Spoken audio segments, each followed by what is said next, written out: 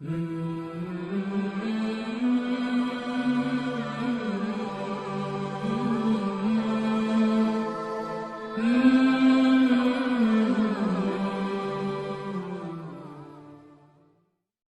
بلال حبشی، حضرت بلال کے بارے میں بڑے واقعات ملتے ہیں۔ ایک واقعہ بڑا منفرد لکھا ہے کتابوں میں۔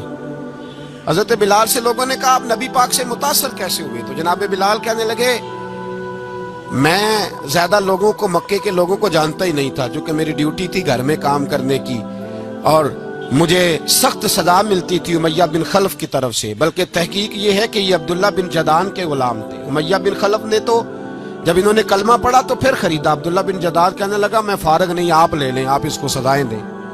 تو کہتے میں ان کے گھر میں ہوتا تھا، تو میں تو زیادہ لوگوں کو جانتا ہی نہیں تھا، کبھی مجھے موقع ہی نہیں ملا تھا باہر نکلنے کا، ہماری غلاموں کی کوئی زندگی نہیں ہوتی تھی۔ حضرت بلال کہتے ہیں میں ایک دن مجھے بخار چڑھ گیا بڑا تیز، میں لوگوں کو جانتا نہیں تھا۔ فرماتے مجھے تیز بخار چڑھ گیا تو ٹھنڈ بڑی سخت تھی، میرے مالک نے مجھے کئی کلو جوں دیے پیسنے کو چکی پہ۔ کہتے میں بیمار تھا تو میں نے کچھ دوائی لی جو اس وقت موجود ہوتی تھی، میں نے اوپر لحاف لیا، دودھ پیا تو مجھے نیند آ گئی۔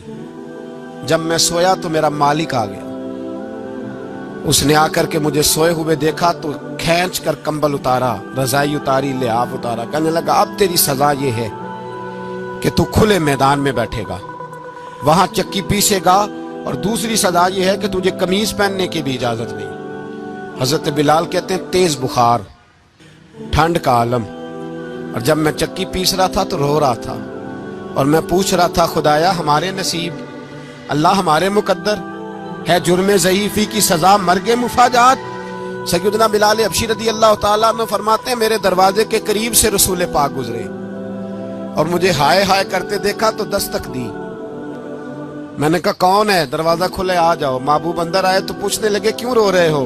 تو میں نے کہا جاؤ اپنا کام کرو، یہاں دکھ سارے پوچھتے ہیں مداوا کوئی نہیں کرتا، یہاں باتیں سارے سنتے ہیں، یہاں تقریریں سارے کرتے ہیں، حقوق غریباں پر بات سارے کرتے ہیں، مداوا کوئی نہیں کرتا، جاؤ اپنا کام کرو۔ کہتے ہیں میں نے سخت جملے کہے معاذ اللہ، حضور چلے گئے، اور جب حضور جا رہے تھے تو میں کہہ رہا تھا بس جا رہے ہو نا، میں نے پہلے ہی کہا تھا جاؤ۔ کہتے ہیں قربان جاؤں، تھوڑی دیر گزری تو اللہ کے رسول کے ہاتھ میں گرم دودھ کا پیالہ تھا، کھجوریں تھی، حضور تشریف لائے اور کریم رسول نے مجھے کھجوریں دی، دودھ پلایا اور کہا چل جا کمبل میں بیٹھ جا۔ تو میں نے کہا چکی کون پیسے گا، وہ تو بڑا مارے گا۔ کہتے ہیں لوگو اس نبی کا میلاد اور معراج بھول نہ جانا، اس رسول پاک کی محبتوں میں کمی نہ آنے دینا، اس محبوب کا نعرہ ساری دنیا میں لگا دینا۔ فرماتے ہیں میرے حبیب کے میں قربان جاؤں، مصطفیٰ کریم نے فرمایا تو بیٹھ رضائی میں اور آج تیرے حصے کی چکی میں پیسوں گا۔ کہتے ہیں ساری رات حضور چکی پیستے رہے، ساری رات۔ سویرے میں اٹھا اور میرے حبیب پاک نے مجھے وہ سارا کچھ دیا اور خود چلے گئے۔ اگلی رات پھر آئی تو حضور پھر آ گئے، مجھے پھر رضائی میں لٹایا، دودھ پلایا اور ساری رات چکی پیسی۔ کہتے ہیں بس تیسرے دن حضور چکی پیس کے جانے لگے تو میں نے قدم تھام لیے، میں نے کہا بیبا دنیا ساری جھوٹ بولتی ہے، زمانہ سارا غلط کہتا ہے، جو غلاموں کے حصے کا کام کرے وہ اللہ کا سچا رسول ہوا کرتا ہے۔